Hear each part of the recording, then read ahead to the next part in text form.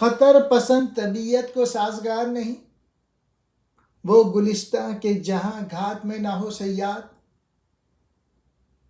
مقام شوق تیرے قدسیوں کے بس کا نہیں، انہی کا کام ہے یہ جن کے حوصلے ہیں زیاد۔ اقبال انسان کی طبیعت کو بتا رہے ہیں کہ انسان کی طبیعت جو ہے وہ شروع سے خطرے کو پسند کرتی ہے۔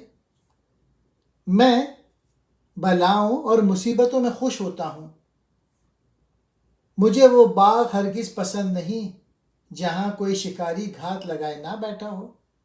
یعنی انسان نے ہر قسم کے خطرات قبول کیے اور اس دنیا کی رونق کو کہیں سے کہیں پہنچا دیا۔ شعر میں یہ عشق و عاشقی جو ہے نا، یہ تیرے قدسیوں، تیرے فرشتوں کے بس کی بات نہیں، یہ انہی کا کام ہے جن کے حوصلے بلند اور ہمتیں بلند ہوتی ہیں۔